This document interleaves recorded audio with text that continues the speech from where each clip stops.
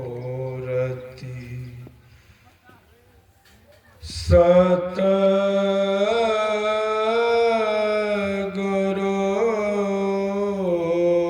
मिलवाए सर्वाधार। मंगलमय मंगल करम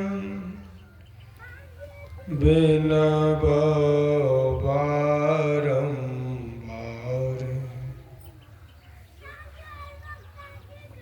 ज्ञान उदधियरु ज्ञान घन सतगुरु शंकर नमो नमो बहुबारहि। सकल सुपूजन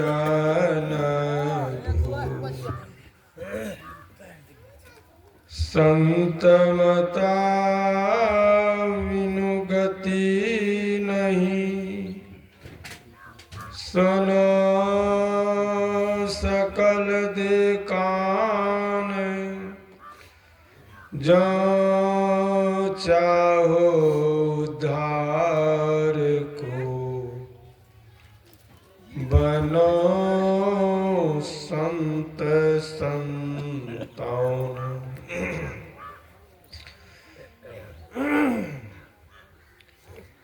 भक्तों, हम लोग परमाराध्य संत सद्गुरु महाराज की जय जयकार बुलंद आवाज में करेंगे।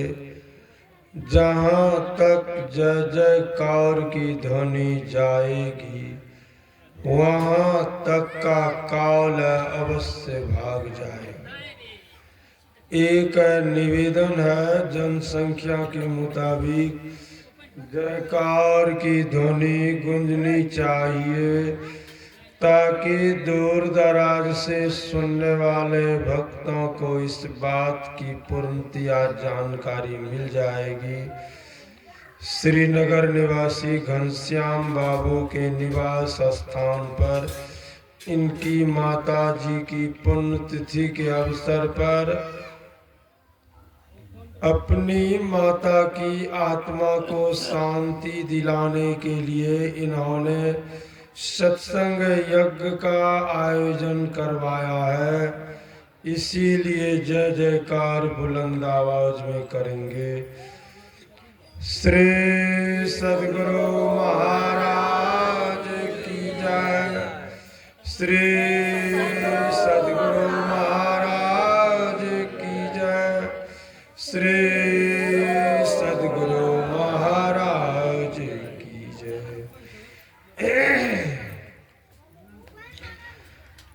बोतल भूषण पुण्य प्रभामय भूषण सुषमा सुचि आकर सद्य गुण में प्रभाकर। सर्वतंत्र स्वतंत्र जनतंत्र भक्त प्रवेशनी भारत भूमि के पूंजीभूत पुण्य आध्यात्मिक तथा भौतिक दुखों की धधकती हुई ज्वालाओं में तड़पते हुए परमत्व मानव को परम शांति की सुधा पिलाने वाले स्थूला आकाश के केंद्र में विचरण का संदेश देने वाले भारतीय गौरव गरिमा के प्रतीक युग संस्थापक युग संचालक युगाधार युग निर्माता युग पुरुष प्रातः स्मरणीय अनंत श्री विभूषित परमाराध्य संत सद्गुरु महाराज के पाद पद्मों में इस दास का कोटि कोटि दंडवत प्रणाम। मंच पर विराजमान जितने पूज्य बाबा लोग हैं, इन सभी पूज्य बाबा लोगों को मैं कोटि कोटि दंडवत प्रणाम करता हूँ। आप जितने भक्त लोग हैं, आप सभी भक्तों को मैं सत सत नमन करता हूँ। यज्ञ करवाने वाले यज्ञ करता घनश्याम बाबू सभी भाई को मैं कोटि कोटि दंडवत प्रणाम करता हूँ। दूर दराज से सुनने वाले जितने पूज्य महापुरुष लोग हैं, विद्वत जन अदृश्य सत्ता में रहकर सुनने वाले जितने ऋषि महर्षि लोग हैं, जितनी देवियां हैं, जितने देवता लोग हैं, उन तमाम पूजगणों के पाद पद्मों में मैं कोटि कोटि दंडवत प्रणाम करता हूँ। और जिस दिवंगत आत्मा के नाम से सत्संग यज्ञ का आयोजन किया गया है, उस दिवंगत आत्मा को मैं कोटि कोटि दंडवत प्रणाम करता हूँ। समवेत समादरणीय सज्जन वृंद, आदरणीय माताओं तथा भक्ति मती बहनों, आप लोगों को अभी ज्ञात करवाया गया है कि आप लोगों के घरों में संवाद पठवाया गया है कि परम श्रद्धेय श्री घनश्याम बाबू अपनी दिवंगत मई माता जी की आत्मा को शांति दिलाने के लिए अपने निज निवास स्थान पर सत्संग यज्ञ का अनुष्ठान करवाए। भक्तों, जिस दिवंगत आत्मा के नाम से यह सत्संग यज्ञ आरंभ है, इस सत्संग यज्ञ की पूर्णाहुति होगी तो इस सत्संग यज्ञ का पुण्य उस दिवंगत आत्मा को प्राप्त होगा कि नहीं होगा। परमाराध्य संत सद्गुरु महर्षि में ही परमहंस जी महाराज ने कहा, जिस किसी भी व्यक्ति के नाम से जिस यज्ञ का आयोजन किया जाता है, उस यज्ञ की जब पूर्णाहुति होती है तो उस यज्ञ का पुण्य उस व्यक्ति को अवश्य प्राप्त होता है, चाहे वे व्यक्ति स्व शरीर में हो या शरीर छोड़कर इस दुनिया से परलोक को गमन किए हो। परलोक में रहने वाली आत्मा का भी कल्याण सत्संग यज्ञ से हो जाता है। हम आप कह सकते हैं, बाबा आज तक किसी का कल्याण हुआ है, इसका कोई प्रमाण है? एक आख्यान सुनाने के लिए जा रहा हूँ, बात ठीक ठीक समझ में आ जाएगी। यह कहानी भगवान बुद्ध के दंपत नामक महान ग्रंथ से उद्धृत है। भगवान बुद्ध के एक शिष्य थे। भगवान बुद्ध के उस शिष्य को भक्तों सत्संग प्रचार में एक जोड़ी धोती मिली थी। धोती बड़ी अच्छी थी। भगवान बुद्ध के उस शिष्य ने विचार किया, धोती बड़ी अच्छी है, भगवान बुद्ध के पहनने के लायक यह वस्त्र, यह चीवर भगवान बुद्ध के पहनने के लायक है। इस वस्त्र को, धोती को, चीवर को ले जाकर मुझे भगवान बुद्ध के चरणों में अर्पण कर देना चाहिए। वस्त्र को पाली भाषा में भक्तों चीवर की संज्ञा दी जाती है। चीवर की संज्ञा दी गई है। ऐसी विचारधारा से जुड़कर वे भिक्षु उस वस्त्र को लेकर के आए, भगवान बुद्ध के चरणों में अर्पण करके प्रार्थना की मुद्रा में कहने लग गए, भंते यह धोती बड़ी अच्छी है, वस्त्र बड़ा बढ़िया है, कपड़ा बड़ा अच्छा है, यह चीवर आपके पहनने के लायक है, लेने की कृपा कीजिए। भगवान बुद्ध ने उस भिक्षु से कहा, मेरे पास वस्त्रों की, चीवड़ों की, धोतियों की कमी नहीं है, तुम ही ले जाओ, पहन लेना, तुम ही पहनना। भगवान बुद्ध की आज्ञा को सिरधार्य करके वे भिक्षु उस वस्त्र को लेकर के आए। भक्तों अपने कुटिया में रख दिए और उस भिक्षु ने मन में कहा आज नहीं पहनूंगा, कल पहनूंगा। कल आ तो कहा कल, फिर कल आ तो कहा कल, फिर कल आ तो कहा कल। भक्तों चौथे दिन की रात्रि में अचानक उस भिक्षु की मृत्यु होने लग गई। जब उस भिक्षु का मृत्यु का काल आया तो उस भिक्षु के अंदर ऐसी इच्छा उत्पन्न होने लग गई। धोती बड़ी अच्छी थी, वस्त्र बड़ा बढ़िया था, कपड़ा बड़ा अच्छा था। भगवान बुद्ध के चरणों में अर्पण करने के लिए मैं गया हुआ था। भगवान बुद्ध से हमने इस वस्त्र को पहनने की प्रार्थना की थी। भगवान बुद्ध ने लेने से इनकार कर दिया। भगवान बुद्ध ने मुझसे कहा जाओ, धोती बड़ी अच्छी है, तुम ही पहनना, मेरे पास धोती की कमी नहीं है। आज हमारी अचानक मृत्यु होने के लिए जा रही है, इस धोती को कौन पहनेगा। भक्तों सब चीज का मुहूर्त होता है। न्यू उखन का मुहूर्त होता है, मकान बनाने का मुहूर्त होता है, दुकान खोलने का मुहूर्त होता है, विवाह का मुहूर्त होता है, मुंडन का मुहूर्त होता है, उपनयन का मुहूर्त होता है। संसार में सभी चीजों का मुहूर्त होता है, लेकिन मृत्यु का मुहूर्त नहीं होता है। मृत्यु बिना मुहूर्त देखे हुए अपने आप आ जाती है, लोगों की आत्मा को पकड़ करके लेकर जाने के लिए। अचानक उस भिक्षु की मृत्यु होने लग गई। मृत्यु के काल में उस भिक्षु की चित्तवृत्ति लग गई। धोती पहनने में वह अफसोस करता हुआ शरीर को छोड़ दिया। उस भिक्षु का दाह संस्कार किया गया।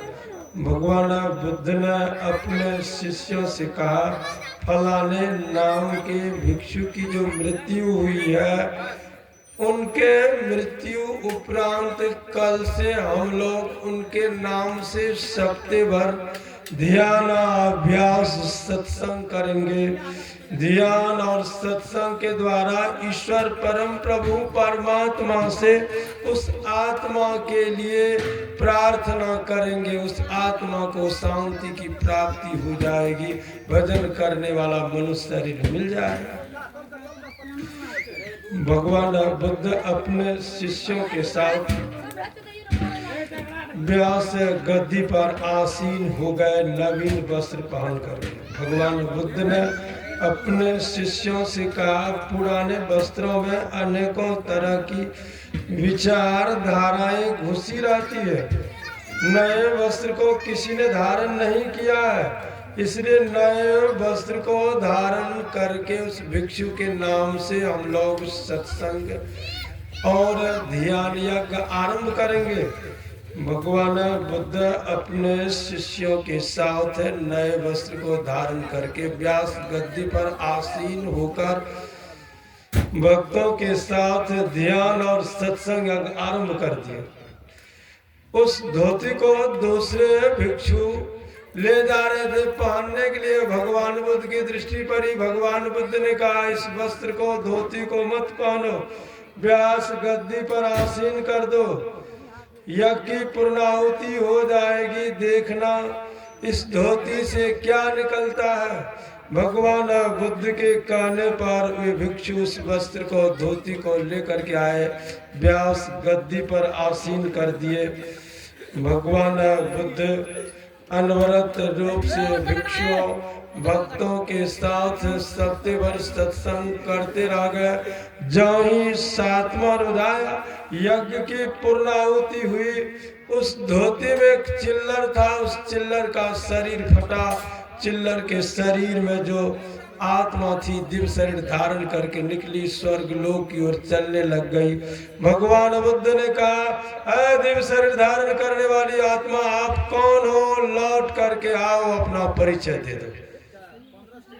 वह दिव्य शरीर धारण करने वाली आत्मा लौट करके आई और अपना परिचय देने लग गई। भंते, वही आत्मा मैं हूँ जो आत्मा आपके चरणों में धोती चराने के लिए गई थी। आपने धोती लेने से इनकार कर दिया। आपने कहा जाओ तुम ही पहनना। मैं उस धोती को लेकर के आई, अपने कमरे में रख डाली। आज कल के फेरे में उस वस्त्र को नहीं पहन सका। अचानक जब हमारी मृत्यु होने लग गई, मृत्यु के काल में हमारी चित्तवृत्ति लग गई धोती पहनने में। मैं अफसोस करता हुआ शरीर को छोड़ दिया। मैं इस धोती में मरकर चिल्लर हो गया। आज सप्ते भर आपने जो मेरे नाम से सत्संग यज्ञ किया है, भिक्षुओं को अन्न दान दिया है, वस्त्र दान दिया है, इसी सत्संग और आपने जो मेरे नाम से ध्यान किया, इस सत्संग और ध्यान दान के पुण्य से चिल्लर की जोनी से मुझे छुट्टी मिल गई और मुझे दिव्य शरीर प्राप्त हो गया है। दिव्य शरीर को धारण करके मैं स्वर्ग लोक जा रही हूँ। वहाँ अच्छा सुख को भोग कर पुनः दुनिया की धरती पर पवित्र पुरुषों के घर में, श्रीमान पुरुषों के घर में मैं जन्म लेकर संतों की संगति को प्राप्त करके ईश्वर भक्ति करना आरंभ कर दूंगी। वही भिक्षु मैं थी, वही भिक्षु के शरीर में मैं थी, आत्मा कह रही है। भक्तों, सत्संग यज्ञ की महिमा कितनी बड़ी है सुन। जिस जगह पर सत्संग यज्ञ का अनुष्ठान किया जाता है वहाँ की धरती जागृत और पवित्र हो जाती है। जिस जगह पर सत्संग यज्ञ का आयोजन किया जाता है वहाँ की धरती सद्गुण संपन्न हो जाती है। उस धरती पर भक्तों और आने वाले जितने लोग होते हैं उन सारे लोगों की बुद्धि सद्गुण संपन्न हो जाती है। सद्गुण संपन्न बुद्धि एक सुसभ्य और पवित्र समाज का निर्माण करती है। सद्गुण संपन्न बुद्धि समाज में से बुराई का अंत कर देती है। सद्गुण संपन्न बुद्धि समाज में से दुर्गुण का सदा के लिए खात्मा कर देती है। कहो यह सत्संगति मनुष्य के लिए क्या नहीं करती है। यह सत्संग यज्ञ एक सुसभ्य और पवित्र समाज का निर्माण करता है। परमार्थ संत सदगुरु महर्षि में ही परमहंस जी महाराज के सामने पटना अखिल भारतीय संतमत सत्संग में माइक लगाया गया। संचालन करने वाला व्यक्ति ने परमार्थ संत सदगुरु महाराज से प्रार्थना की, हुजूर हम लोगों को सदुपदेश देने की कृपा की जाए। उन्होंने कहा, मैं परमार्थ संत सदगुरु महाराज से करभद्र प्रार्थना करता हूँ हम भक्तों को सदुपदेश देने की कृपा की जाए।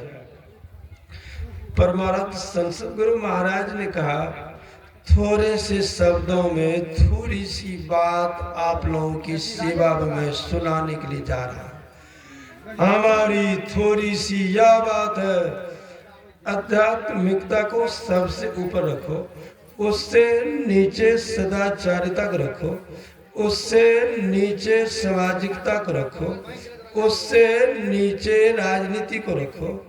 जिस देश की आध्यात्मिकता ऊंची और अच्छी होगी वहाँ के लोगों का जीवन सदाचार समन्वित होगा। जहाँ के लोगों का जीवन सदाचार समन्वित होगा वहाँ की सामाजिक नीति अच्छी होगी। जहाँ की सामाजिक नीति अच्छी होगी वहाँ की राजनीति कभी बुरी नहीं हो सकती है। राजनीति में रहने वाले लोग एक स्वर से चिल्ला रहे हैं, धर्म से जुड़ी हुई राजनीति नहीं होनी चाहिए। परमार्थ संत सदगुरु महाराज ने कहा, राजनीति में धर्म का समावेश हो जाएगा, राजनीति शुद्ध हो जाएगी। धर्म में राजनीति का समावेश हो जाएगा, वह राजनीति धर्म को भी अशुद्ध कर डालेगी।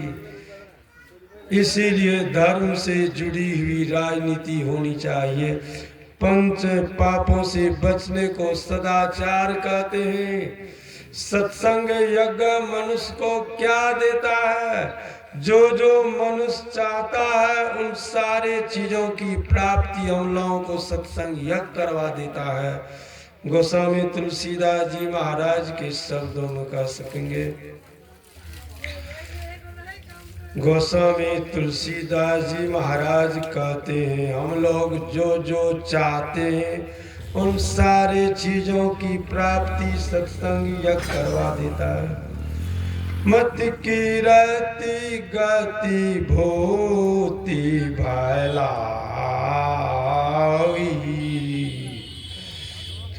जब जय जतन जहाँ जय पाई, सो जना सतसंग प्रभाऊ, लोकहु वेदना आन पाऊ। गोस्वामी तुलसीदास जी महाराज कहते हैं, हम लोग अच्छी बुद्धि चाहते हैं। सद्गुण संपन्न बुद्धि को अच्छी बुद्धि की संज्ञा दी जाती है। अच्छी बुद्धि का खजाना सत्संग यज्ञ है। जिनकी बुद्धि सद्गुण संपन्न भक्तों हो जाती है, जिनकी बुद्धि सद्गुण संपन्न हो जाती है, उनकी बुद्धि उस व्यक्ति को सन्मार्ग पर चलने की प्रेरणा देती है। उनकी बुद्धि पाप करने की प्रेरणा नहीं देती है। सन्मार्ग पर जो व्यवस्थित बुद्धि हो जाती है, हमेशा ईश्वर परम प्रभु परमात्मा की भक्ति करने की प्रेरणा देती रहती है। यह बुद्धि हमेशा हम लोगों को प्रेरणा देती रहती है। दुनिया की धरती पर ईश्वर परम प्रभु परमात्मा की भक्ति ही कल्याणकारी है। आज तक जिसने शाश्वत शांति की प्राप्ति की है, आज तक जिसने अमन चैन वाली जिंदगी की उपलब्धि की है, आज तक जिसने भवसागर रूपी अर्थात समुद्र की सीमा को पार किया है, आज तक जिसने नित्य अविनाशी शाश्वत सुख को पाया है, केवल सत्संग में आकर अच्छी बुद्धि को प्राप्त करके पाने में सक्षम हो पाया है। कितनी बड़ी महिमा सद्गुण संपन्न बुद्धि की गाई गई है, विचार करके भक्तों देख लीजिए। जिस व्यक्ति का जीवन सद्गुण संपन्न हो जाता है, जिस व्यक्ति की बुद्धि सन्मार्ग पर व्यवस्थित हो जाती है, जिस व्यक्ति की बुद्धि हमेशा पुण्य की खेती करने की प्रेरणा देती रहती है, जिनकी बुद्धि हमेशा धर्म का आचरण करने की प्रेरणा देती रहती है, तो उस व्यक्ति की महिमाओं का गुणगान समाज में होता है। समाज के लोग कहते हैं, इस व्यक्ति की बुद्धि बड़ी सद्गुण संपन्न है, इस व्यक्ति का जीवन सदाचार समन्वित है, इस व्यक्ति के जीवन में ईश्वर भक्ति वाली रानी हमेशा विद्वान रहती है, बड़े भले आदमी है, बड़े उपकारी आदमी है, इनके अंदर लोगों के प्रति उपकार करने की बड़ी भावना विद्वान रहती है। हे परम प्रभु परमात्मा, ऐसे लोग समाज में सब दिन जिंदा रहे। ऐसे व्यक्ति की जब मृत्यु हो जाती है, समस्त समाज के लोग आंखों से आंसू टपकाते और कहते हैं, बड़े भले आदमी थे, बड़े ईमानदार आदमी थे, उनका सद्गुण संपन्न जीवन था।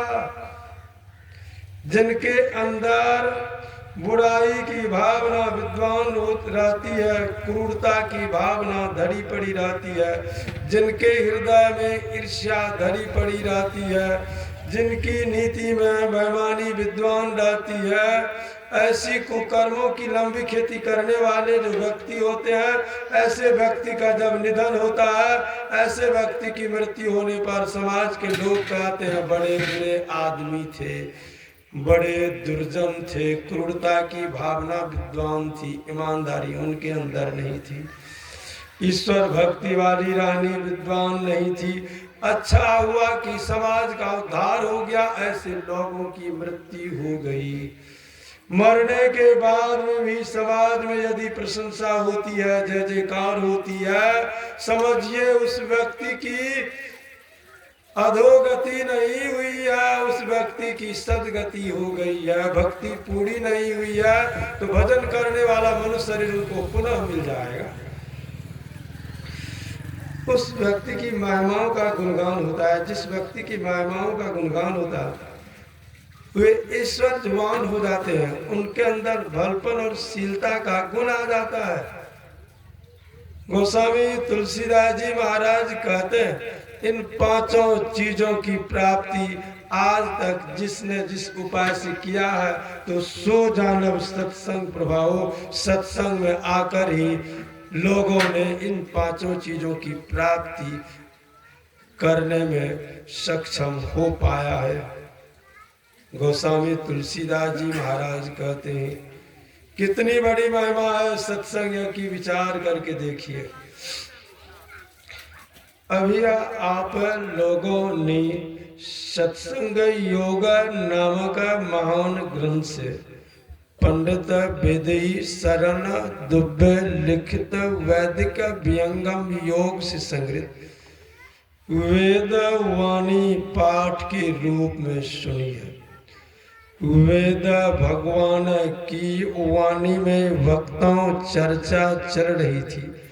सत्संग यज्ञ ईश्वर परम प्रभु परमात्मा कुल मालिक, जिस ईश्वर परम प्रभु परमात्मा ने सारी सृष्टि की रचना की है, जिस ईश्वर परम प्रभु परमात्मा ने सारा संसार का निर्माण किया, उस ईश्वर परम प्रभु परमात्मा को पाने वाली क्रिया और संत सदगुरु की महिमाओं के समझ वेद भगवान ने कहा जिस ईश्वर परम प्रभु परमात्मा ने सारी सृष्टि की रचना की है, सारा संसार का निर्माण किया है, उस ईश्वर परम प्रभु परमात्मा का हम आप तत्व वाला ज्ञान प्राप्त करना चाहते हैं, सबसे पहले हम लोगों को सत्संग यज्ञ करना पड़ेगा। दुनिया की धरती पर हमारी आत्मा भक्तों मनुष्य देही में उतरी हुई है, नाम और भक्ति वाली दौलत की कमाई करने के लिए।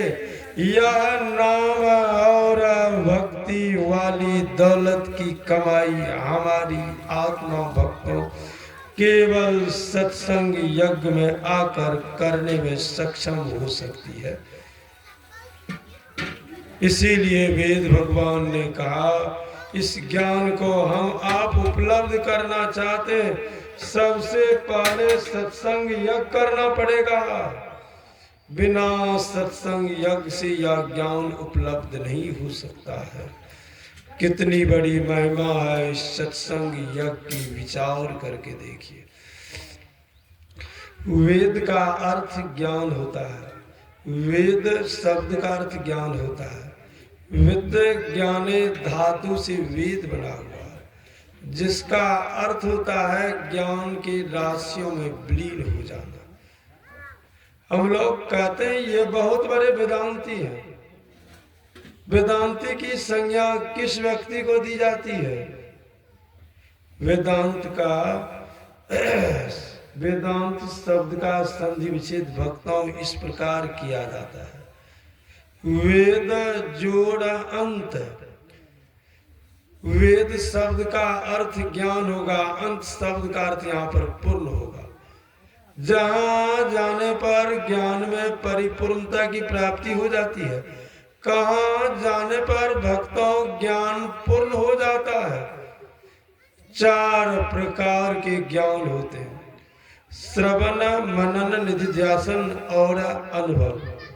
कान से जो सुनते हैं इसे श्रवण ज्ञान कहते हैं। अभी हम लोगों ने ऋषियों की वाणी, ऋषियों की विचारधारा, संतों की वाणी सुनी है। भक्तों, जब हम लोगों को ऋषियों की विचारधारा, संतों की वाणी सुनने के लिए मिलती है, तब हम लोगों को जानने में बात आती है शरीर के अंदर रहने वाली आत्मा ईश्वर परम प्रभु परमात्मा का अभिन्न अंश है। शरीर के अंदर रहने वाली आत्मा अपने अंशी परम प्रभु परमात्मा से मिलने के लिए चाह रही है। हमारी आत्मा ईश्वर परम प्रभु परमात्मा की भक्तों पहचान कैसे करेगी? सत्संग, यज्ञ और ईश्वर परम प्रभु परमात्मा की भक्ति से हमारी आत्मा परमात्मा रूपी पथ की संपूर्ण दूरी को तय करके ईश्वर परम प्रभु परमात्मा को पाने में सक्षम हो जाती है।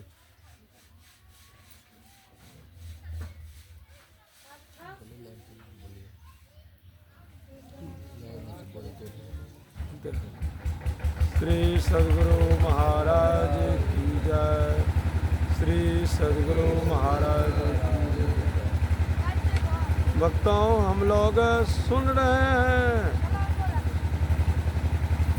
यह बात जानने में तब आती है जब सत्संग में आकर के ऋषियों की वाणी, ऋषियों की विचारधारा, संतों की वाणी सुनना आरंभ कर देते हैं। जानने में बात आई है, दुनिया की धरती पर आवागमन से बढ़कर और कोई दूसरा दुख नहीं माना गया। आवागमन कहते हैं बार बार जन्म लेना, बार बार मृत्यु को प्राप्त कर लेना। भक्तों, हम लोग कब से आवागमन के चक्र में पड़े हुए, कब से आवागमन के चक्र में घूमते हुए आ रहे, कब से जन्मते और मरते हुए आ रहे, इसकी हम लोगों को जानकारी नहीं है। किसी ने परमाराध्य संत सद्गुरु महाराज से यही प्रश्न किया, बाबा कब से हम लोग आवागमन के चक्र में घूमते हुए आ रहे हैं, इसकी जानकारी मुझे चाहिए। जानने में बात आ जाएगी कब से मैं आवागमन के चक्र में घूमता हुआ आ रहा हूं। परमाराध्य संत सद्गुरु महाराज ने कहा, हमने पदावली नामक ग्रंथ में सायंकालीन सत्संग में जो गाते हैं हमारे भक्त लोग, गुरु विनती से सत्संग सायंकालीन का आरंभ करते हैं। उसमें हमने दूसरी लाइन में इस पद की रचना की है, युग युगान चौखानी में भ्रमी भ्रमी दुख भोरी, पाय पुनि अजो नहीं रहो इनते दूरी। परमाराध्य संत सद्गुरु महाराज ने कहा, युगों युगान से हम लोग परमात्मा से बिछुड़कर शरीर संसार में घूमते हुए आ रहे हैं। कब तक घूमते रह जाएंगे? जब तक हमारी आत्मा ईश्वर परम प्रभु परमात्मा की भक्ति के सहारे से अपने आप की पहचान नहीं कर लेती है। जब तक अपने आप की पहचान नहीं होगी, तब तक ईश्वर परम प्रभु परमात्मा की पहचान नहीं होगी। जब हमारी आत्मा ईश्वर परम प्रभु परमात्मा की भक्ति के सहारे से अपने आप की पहचान कर लेती है, अपने आप की पहचान में ईश्वर परम प्रभु परमात्मा की पहचान हमारी आत्मा कर लेती है। ईश्वर परम प्रभु परमात्मा की पहचान में हमारी सारी अज्ञानता की निवृत्ति हो जाती है। मुझे मोक्ष लाभ प्राप्त हो जाता है, मुक्ति की प्राप्ति हम लोगों को हो जाती है, सदा के लिए आवागमन के चक्र से छुट्टी मिल जाती है, जीव का परम कल्याण हो जाता है। परमाराध्य संत सद्गुरु महाराज कहते हैं,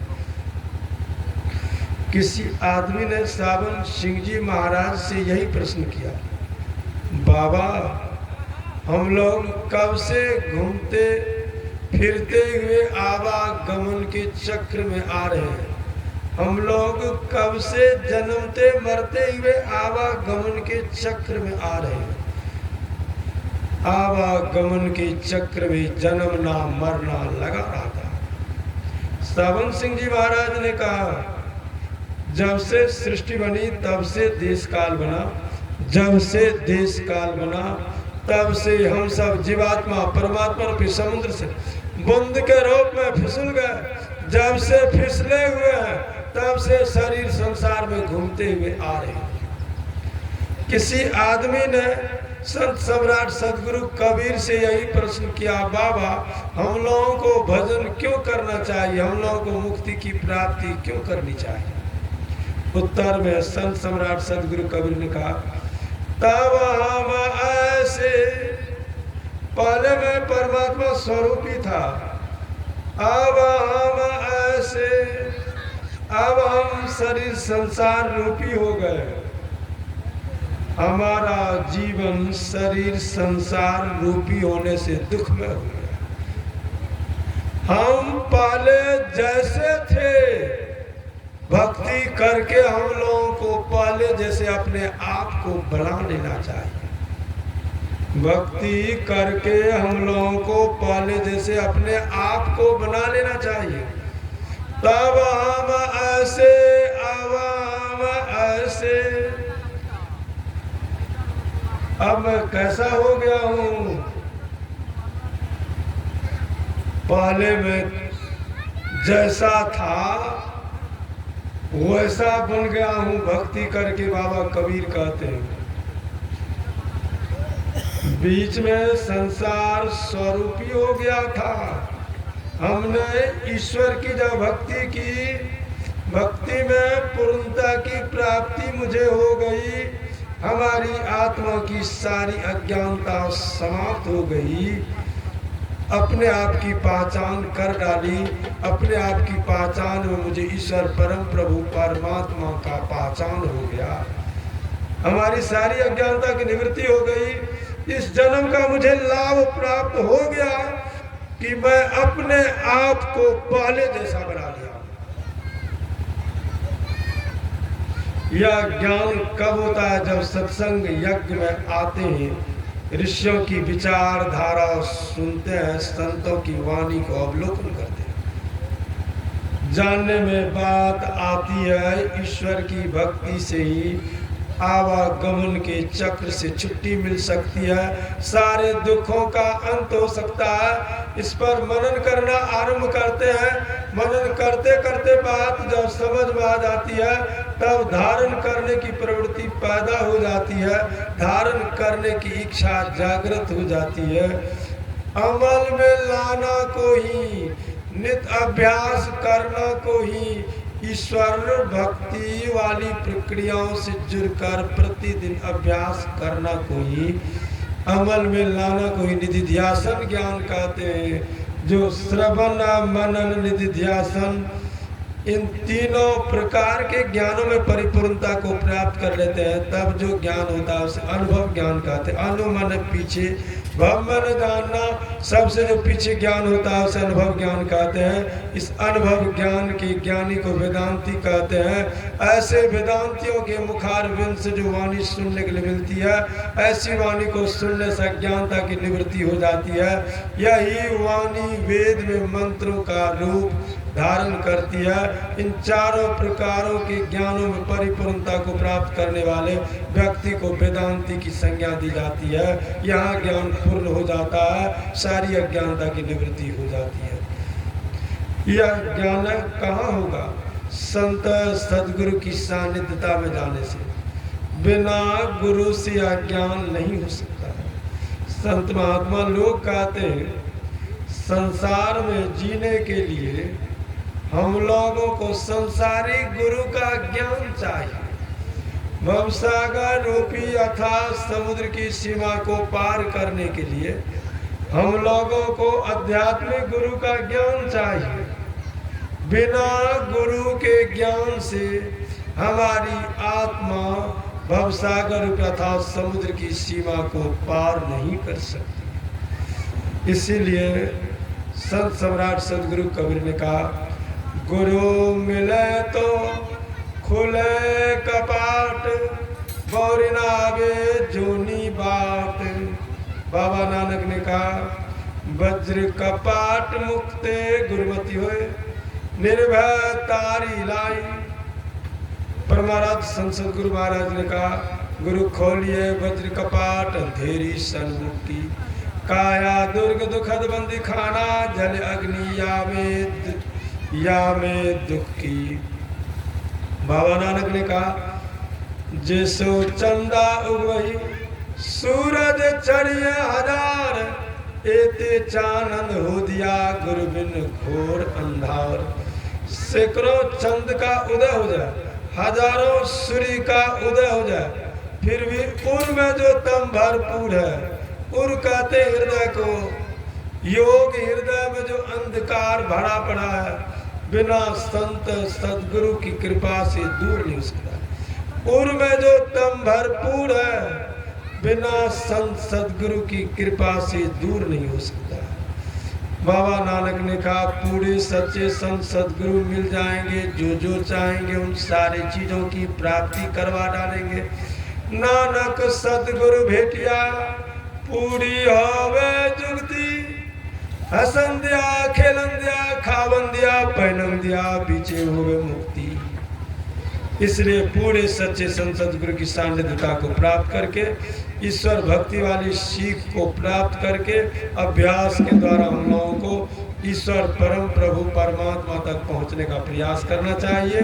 जिस जीवन काल में हमारी ईश्वर तक पहुंच हो जाएगी, उस जीवन काल में सारी अज्ञानता की निवृत्ति हो जाएगी, आवागमन के चक्र से छुट्टी मिल जाएगी, सारे दुखों का अंत हो जाएगा, हम लोगों के लिए सदा के लिए भलाई हो जाएगी। इन्हीं शब्दों के साथ वाणी में विराम देता हूँ और उस माता जी के चरणों में श्रद्धांजलि अर्पण करता हूँ। आपने बड़ी पुण्य की लंबी खेती की, अपने जीवन काल में बहुत सत्संग किया, भजन किया है, धर्म का आचरण आपने बहुत किया है, इसीलिए आपके नाम से आपके सुपुत्र लोग सत्संग करवा रहे हैं। हम लोगों को भी माता जी आप आशीर्वाद देने की कृपा करेगी, हम लोगों का जीवन धन धन हो जाएगा, सुख में हो जाएगा। श्री सदगुरु महाराज की जय।